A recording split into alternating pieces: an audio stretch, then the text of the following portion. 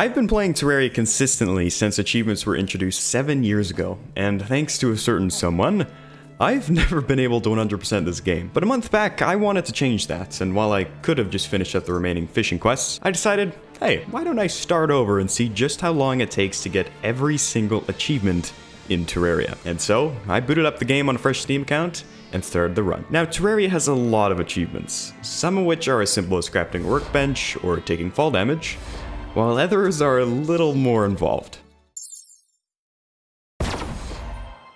So I'll try and stick to the more interesting ones. Of the 104 achievements in this game, 17 of them are directly related to defeating bosses. After an hour of grinding some of the easier achievements, the Eye of Cthulhu volunteered to be the first one to get crossed off the list.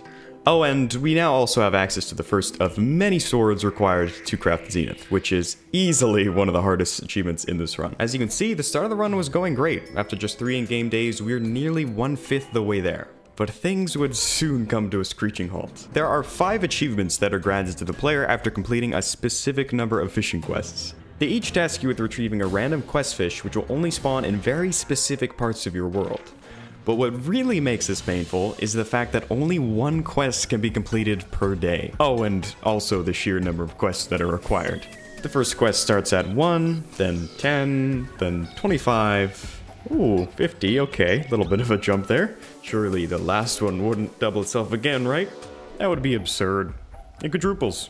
But we'll open that can of worms up a little later. It was really quite interesting playing through this game effectively from scratch, because I had forgotten that many of these achievements even existed. I want to say a good 40% of the achievements unlocked so far have been obtained by accident. You know, simple everyday activities like committing vehicular manslaughter, dying, then going to hell. All of achievements. Oh. I knew that was an achievement, and so this part of the run practically flew by. Before long, I began hunting down more boss achievements. In most runs, I take on Deerclops after the Brain of Cthulhu, but I decided to skip the fight this time around because it isn't actually required. Now, some of you might be confused by that because there's an achievement that specifically states you need to defeat all bosses. But nope, that achievement's outdated and only requires bosses that were present in version 1.3. Since there's no Deerclop specific achievement as of making this video, it's the only optional boss in this run. So instead, we set our sights on Queen Bee. While searching around for the beehive, I managed to find a fiberglass fishing pole, which we'll be spending a lot of time with in the near future. And since we're playing in normal mode, I was able to easily take down the Queen Bee. But playing in normal mode does have its drawbacks. Since some of these achievements require rare drops, the expert mode drop rates would have saved quite a bit of time throughout this run. And on the topic of game modes, many people were wondering, why didn't you opt for journey mode for this run? And well, I did consider it, but ultimately decided against it because the thought of going into this with God mode, time control, and duping at my disposal just wouldn't feel right. I would later go on to regret this decision. At this point, we've reached 40 achievements, and I figured I'd procrastinated enough on the fishing quests. So I spent the next 3.5 hours making an all-in-one fishing biome. Now, that might seem like a dumb idea, spending so much time on this, but think about it this way. We have 200 fishing quests ahead of us, all of which spawn in various locations. That is a lot of time spent traveling to different biomes and depths. Odds are many of these locations won't have an adequate fishing pool set up either, so we need to make some change to the different biomes anyway. By making this farm, we skip all the travel time and have almost every surface and underground biome at our fingertips. Oh, and we also made some considerable progress on the bulldozer achievement. With the farm completed, it was time to get started. Now, just how long does it take to do one quest? Well, thanks to our farm, the fishing itself is pretty fast. You can easily get multiple quest fish in just a minute or two. The real kicker is the fact that only 1 fish can be turned in every day. Each Terraria day is 24 minutes in real time, multiply that by 200 quests, and we're in for one hell of a grind. However, as of version 1.4, we can drastically speed up this whole process by sleeping in the bed. With the help of the farm and the bed, I averaged 1 quest every 5 minutes. Now you're probably thinking, yep, definitely painful, but it could be worse. Don't worry, it gets worse.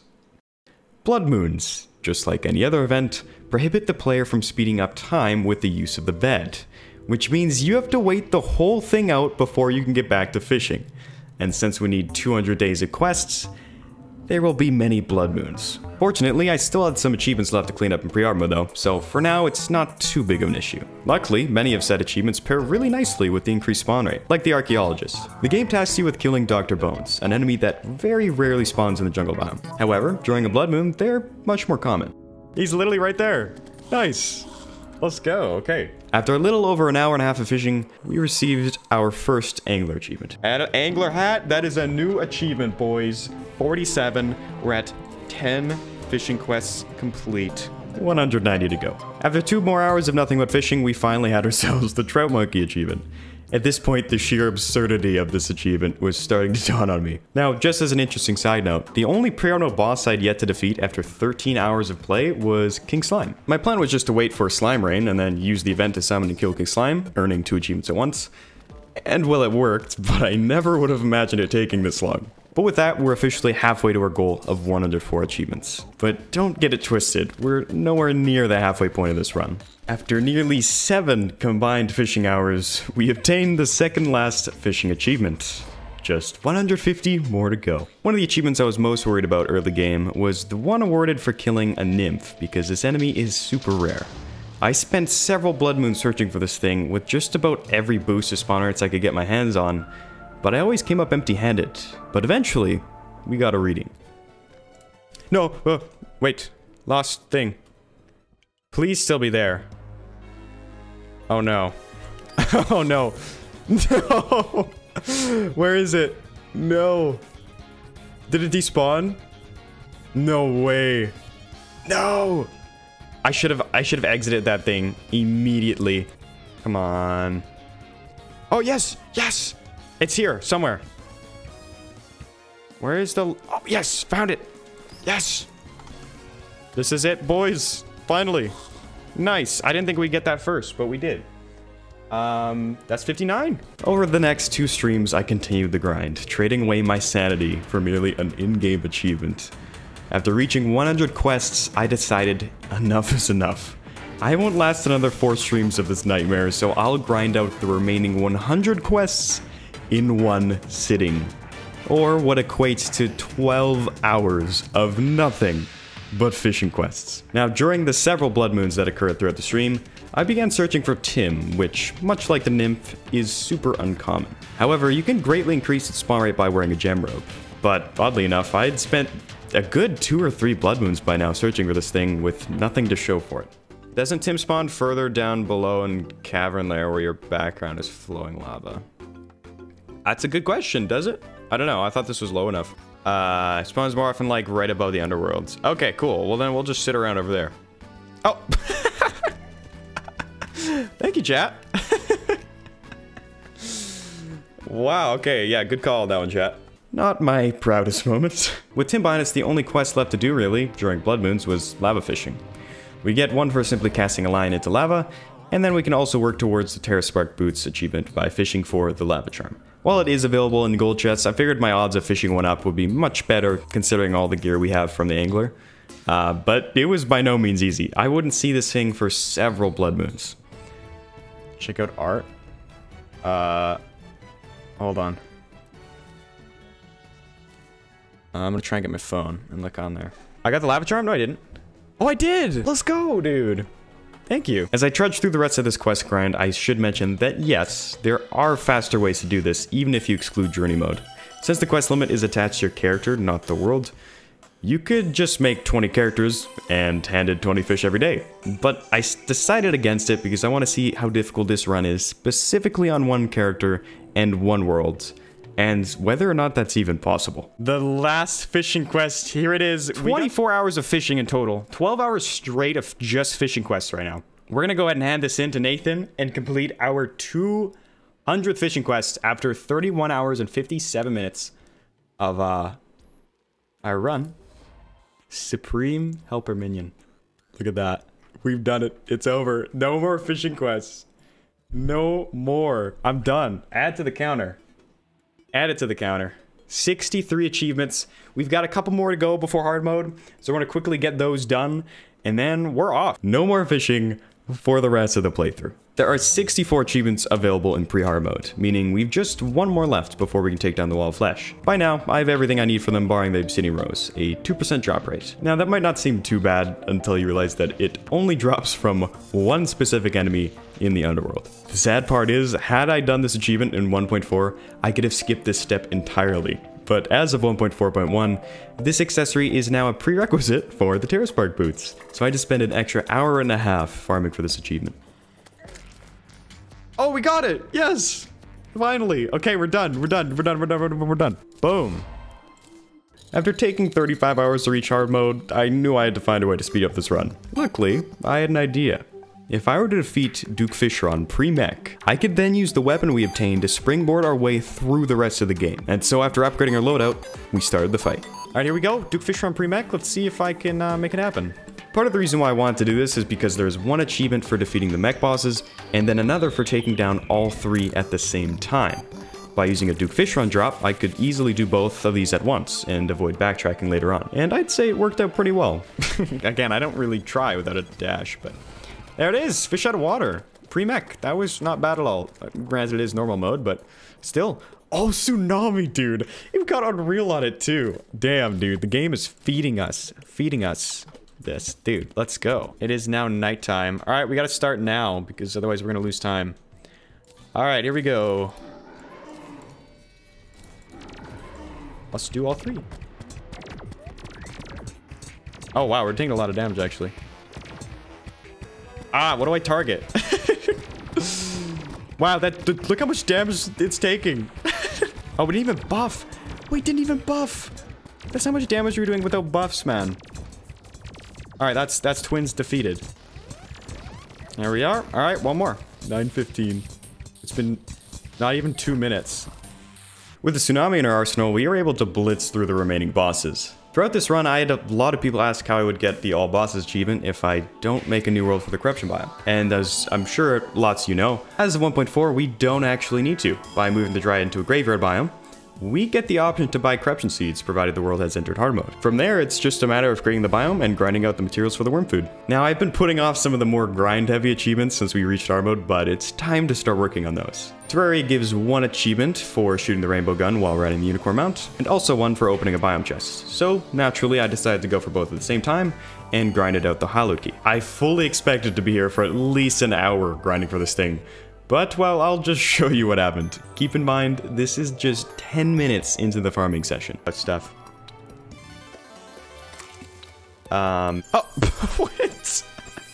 Bro, we already got it? We don't even have the, okay, well, sure, okay, that's, I mean, wow, alright, cool. But it doesn't really matter at the end of the day because I still have to farm for another hour to get the considerably less rare Blessed Apple. Just getting... Yes, we got it. Nice. Okay. I almost really popped off for that. I had to, like, restrain myself. Next achievement. Boom. Add it to the count. We're at 87 out of 104. As we're nearing the end of the run, I decided to get Moolord out of the way early and use his drops to grind out the remaining achievements. I'm hoping for the Biome and Starath for Zenith, which is, again, arguably the most tedious achievement in the game besides Efficient Quest, but also the Terrarian Yo-Yo for its standalone achievement. Unfortunately for us, the odds aren't in our favor because there are 9 total drops. And if we don't have near perfect RNG, we'll have to refight Cultist, Pillars, and then Moonlord once more to even get another chance at these drops. Yeah, the thing is last prism, dude. Are you kidding me? Not quite the drop we're looking for. Before our next Moonlord attempts, I figured it's about time we get the Pumpkin Moon finished up. Besides the achievement you get from reaching the 15th wave, you can get the Horseman's Blade, another Zenith ingredient. Okay, let's go. Let's go, we did it, never mind. All right, we're good. After clearing that up, it was time to get back to the Moonlord fights. Okay, so we got the exact same drop, which obviously is not what you want to see. Alright, well. Okay, there's 1 left that I didn't account for. 4 events, all NPCs, Zenith, Terrarian, Rainbow Slime, Max Minions. Is that it? Did I just do the math wrong? Oh, Star Fury! Or Wrath, I mean. Yes! We got 1. Okay, that's 1 and 3. Loot drops before the prediction comes up. Oh, then... Lemon's probably doing it in advance, maybe. I'm not sure. No way, dude. No way. Yes. Okay, keep this up. Keep this up. One more drop. One more drop. And then we're done. We're in the clear. With the Biome now in our possession, all that's left is the Terrarian. But we were out of sigils, so we gotta do the pillars again. Don't do this to me. Don't do this to me. Don't do this to me. Okay, let's go. Even if we die now, we're fine. Woo. Woo. Alright, big reveal. Do we get Terrarian? Or are we sad? Are we sad? Or do we get the big dub? Big dub, big dub. Come on. No.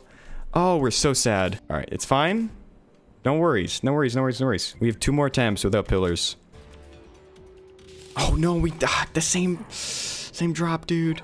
Tragic. Okay, we still have 1 more. It's fine. The big reveal. Did we get Terraria? Come on, let me be done with this. Let me be done. Okay. Yes, dude! Yes! Okay, no more Moonlord. I'm so happy about that. Okay. Okay. We got it. Alright. Beautiful. And with that, we're officially done with fighting Moonlord. All that's left is to craft the Zenith. Oh, looks like we're missing the enchanted sword. Not to worry, we'll just go find a sword shrine real quick. Yeah, about that. Okay, well, nothing there. I feel like we just don't have a single shrine on the world. Turns out there's a very small chance that large worlds can spawn without a single sword shrine, which just so happened to occur on the one world where we really needed this thing. And remember, 1 character, 1 world, so we can't just world hop. But luckily, there's another way to get one. But it's fishing. Of course it's fishing. And if that wasn't already terrible enough, it also happens to be super rare. Titanium crates only have a 2% chance of dropping this thing. We're going to be here a while. Happens, we will get more lantern. But it doesn't actually last that long. Oh! Yo, what? We already got it? Dude! Yes! Yes! Damn. Okay, hold up. Hold up. That was way too quick. Oh, there it is. Nice. Okay. Add it. Let's go. 100. Look, it's scuffed now. With the Zenith crafted, we have just 4 achievements left to complete. One of which is defeating the Frost Legion. But wait, how do you get the Frost Legion summon if the Christmas event isn't active? Well, by reaching the 15th wave of the Frost Moon, which also happens to be its own achievement, the Christmas event will activate for 1 in-game day, leaving us plenty of time to farm King Slimes for the Snow Globe. Oh shit, wait, we might not have enough time. Things aren't dying nearly fast enough. Oh, it's gonna be close, isn't it? No way. No way. Die! Dude! That could not have been more perfect. That could not have been more perfect. Oh my god. Dude, I'm telling you guys. All part of my plan. What did I tell you? Alright, let's get the King Slimes in. Oh! There we are. And with that, just 2 achievements remain. Summon 9 minions, easy enough for this stage of the game, and have all NPCs on your world, which is simply a matter of building a few more houses for them. Oh, and the 24th will be Princess, so then we should be good. And we're good. 104. That was in 46 hours and 40 minutes just about. And yeah, all achievements completed with 1 world, 1 character without journey mode. Hope you all enjoyed. I'll see you all next time.